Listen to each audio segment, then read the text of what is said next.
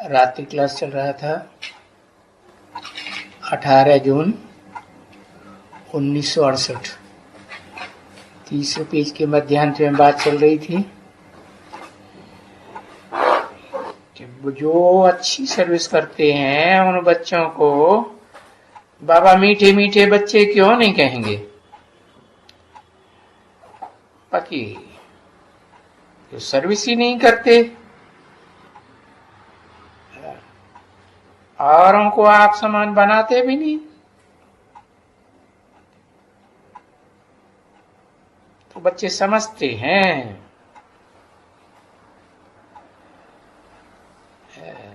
जो सर्विस नहीं करते हैं वो समझते हैं कि हम ऊंच पद नहीं पाएंगे।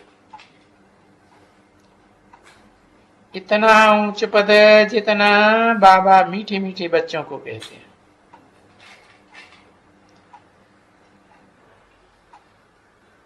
फिर पुरुषार्थ करते रहते। बाकी पुरुषार्थ करने में कोई मुझने की बात नहीं है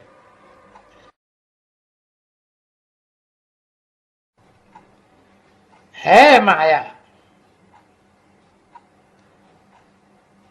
माया क्या करती है? माया सिर्फ बाप से बुद्धि का योग तोड़ती है, और तो कुछ भी नहीं करती। बाकी बाप के ऊपर निश्चय तो कोई भी कर सकते हैं। क्यों? जब कहते हैं कि भगवान भगवान माना बाप सुप्रीम, तो वो तो सबका बाप हुआ ना। और बहुत हैं जो कहते हैं ब्रदरहुड है।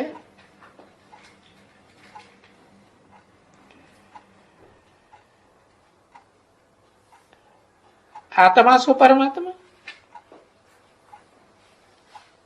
भाई भाई भाई भाई सुनते तो ना, ये सब बातें तुम बच्ची सुनती हो। ऐसे भी नहीं कहते बहन भाई, कभी नहीं कहते ना। सब हिंदू मुस्लिम भाई भाई, हिंदू क्रिश्चियन भाई भाई, हिंदू अफ्रीकन भाई भाई। तो भाई भाई का अर्थ ही ये निकलता है। क्योंकि भाई भाई के रूप में तो सभी आत्माएं हैं ना। अब वो अमेरिकन हो, क्रिश्चियन हो, हिंदू हो, मुस्लिम हो, सिख हो, कोई भी हो, और सब आत्माएं एक बाप के बच्चे।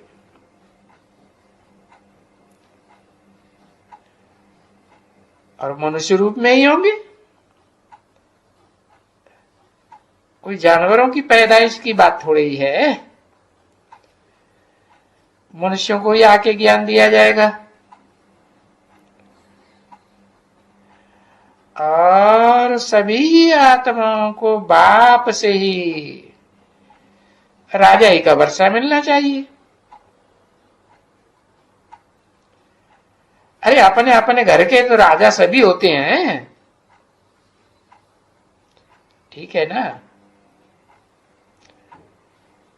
परंतु इन विचारों को वहां का पता ही नहीं है। न स्वर्ग का पता है न नरक का पता है। और बाप तो आकर के स्वर्ग का वर्षा देते हैं। किसको देते हैं? विदेशियों को नहीं देते हैं कि विधर्मियों को देते हैं, नहीं, पक्के भारतवासियों को देते हैं। क्यों? क्योंकि भारत ही तो अविनाशी खंड है, और खंडों को तो विनाशी खंड कहेंगे। आज से 2500 साल पहले उनकी हिस्ट्री न थी और न अब रहेगी। इसलिए भारतवासियों को ही देना है, विदेशियों को तो देना ही नहीं है स्वर्ग की बादशाही का वर्षा। क्योंकि विदेश जो है, चाहे अमेरिका हो, इंग्लैंड हो, यूरोप हो, है, एशिया हो, ऑस्ट्रेलिया हो, जो भी महाद्वीप विदेशी हैं वो अविनाशी खंड तो है ही नहीं, क्योंकि वो तो पीछे आते हैं ना, पीछे आते हैं और पहले ही चले जाते हैं। कहां चले जाते हैं? अरे समंदर के गर्त में चले जाते हैं। 18 जून 1968 की रात्रि क्लास का चौथा पेज। इसलिए ये जो चक्कर है ना सृष्टि का, इसमें बिल्कुल क्लियर दिखलाया है नीचे से कि भाई ध्यान इस्लामी कब आते हैं, कब आते हैं दिखाया है। इस सृष्टि का चक्र 5000 वर्ष का है, उसमें 2500 वर्ष के बाद इस्लामी आते हैं।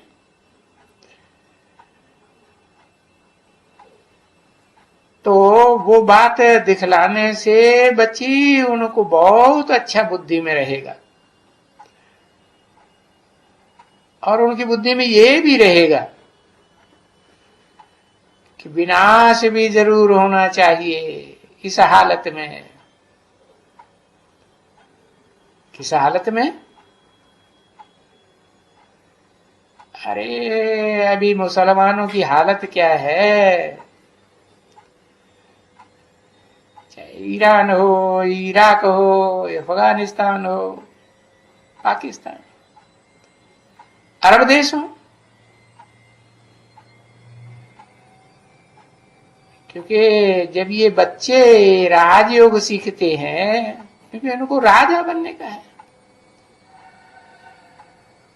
तो इन विनाशी धर्मखंडों का विनाश तो जरूर होने का है।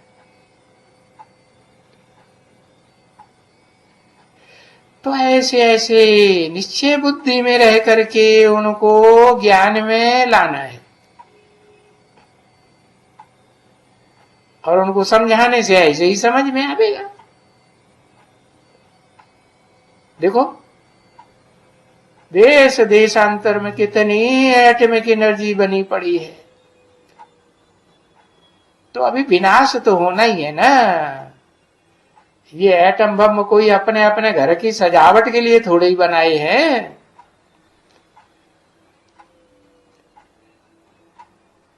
अब जब तुम बच्चे राजयोग सीखते हैं तो स्वर्ग की राजाई सीखते हैं। अभी पास हो जाएगा इस पढ़ाई में तो फिर जरूर हमको राजाई चाहिए, और राजाई चाहिए है तो फिर विनाश भी जरूर होगा, और कलयुग से सतयुग भी जरूर होगा। क्योंकि ये कलयुग तो कलह क्लेश की दुनिया का झूठ खंड है ना। जहां झूठ होता है वहीं झगड़ा होता है, झूठे बने, अपवित्र बने। तो देखो ये कलयुग के बाद ही हुआ था पुरुषोत्तम संगम युग, जिस युग में तुम कनिष्ठ से पुरुषोत्तम बनते हो, नीचते नीचते ऊंचते ऊंच बन जाते हो, है? गाते भी है मानुष्य देवता की करतन लागी भार, दिखाते हैं ना शास्त्रों में। 1 सेकंड में जनक को जीवन मुक्ति मिली। तो ये मनुष्य से देवता कब बनाते हैं? जब सारी दुनिया का विनाश होता है तब बनाते हैं। तो बोलेंगे ना, ये पुरुषोत्तम वर्ष कब, पुरुषोत्तम युग कब, जरूर कहेंगे संगम पर। कौन सा संगम? कलयुग का अंत और सतयुग का आदि। तो मानुष से देवता बनने का युग हुआ ना। सतयुग में तो 16 कला संपूर्ण मनुष्य होते हैं, और कलयुग में देखो कला काया चट्ट।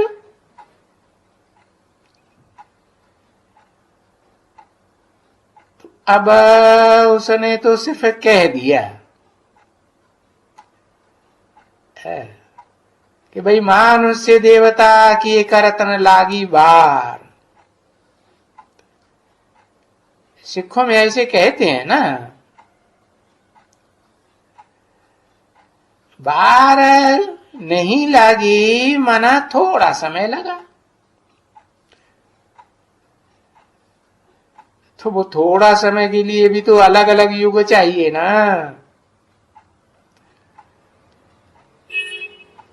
कलयुग का अंत और सतयुग का आदि, दोनों का मेल तो संगम। तो देखो इस युग का नाम भरपूर क्लियर है। और तो किसी को भी संगम पुरुषोत्तम संगम युग नहीं कहा जा सकता। सतयुग त्रेता लो, त्रेता द्वापर लो, द्वापर कलयुग लो। जो उन्होंने बैठ दिखाया है कि भगवान कलयुग में आया, तो कलयुग आदि में आया, द्वापर के अंत में आया। तो सतयुग को पुरुषोत्तम नहीं कहा जाता है।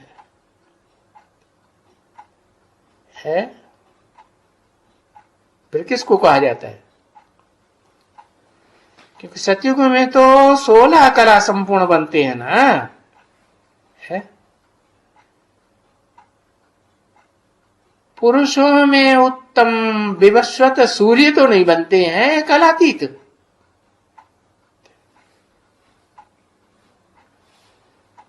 तो कल्याणकारी युग कहा ही जाता है पुरानी दुनिया और नई दुनिया के बीच को।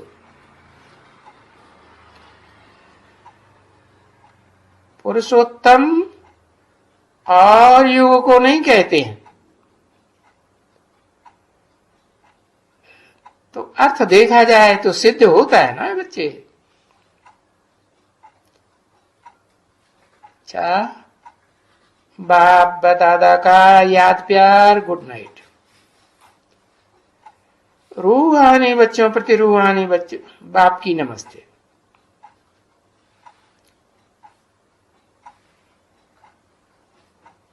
कोई ने कहा नमस्ते। अच्छी है, अच्छी नमस्ते या गुड नाइट अच्छी? किसी ने कहा दोनों अच्छा है। दोनों क्या अच्छा है?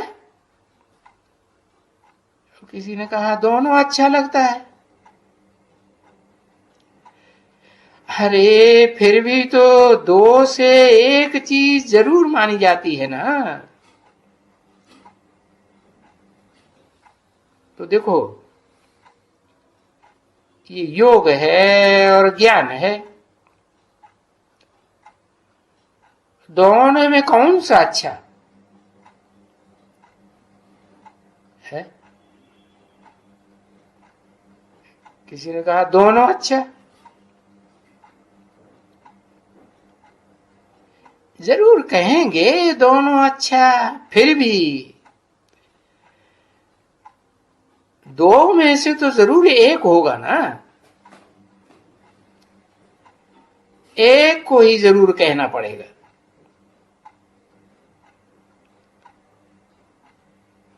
भले कोई कहेंगे भाई 3 मूर्तियां बहुत ऊंची हैं, ब्रह्मा विष्णु शंकर। अच्छा, ये 3 देवताएं अच्छे या शिव अच्छा? तो जरूर कहेंगे कि हाँ शिव अच्छा।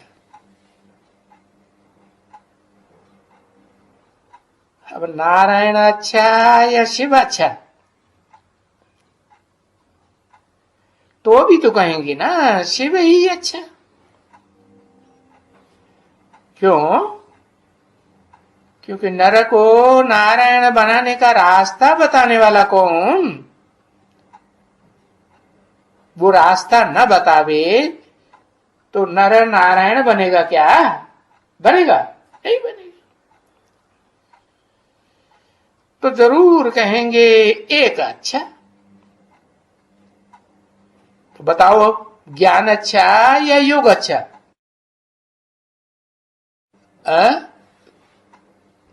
दोनों अच्छे? अच्छा है। ज्ञान पहले और बाद में उसका रिजल्ट, उसका फल क्या निकलता है? फल निकलता है योग। योग से क्या होता है और ज्ञान से क्या होता है?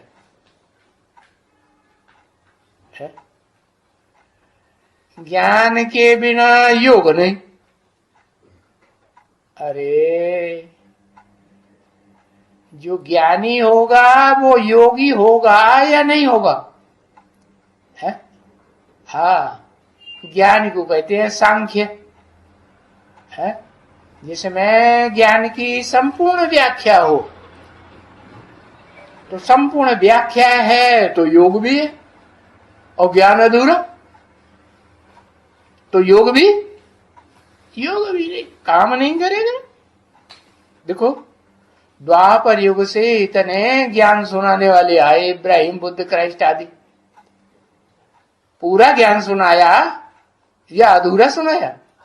अधूरा सुनाया। तो संपूर्ण ज्ञानी अर्थात संपूर्ण योगी तो भी रिजल्ट को तो कह पकड़ेंगे ना। रिजल्ट क्या हुआ है? लक्ष्य क्या हुआ?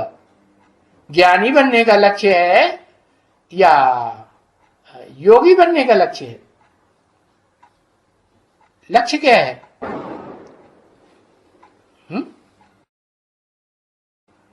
और योग लगाना किससे है?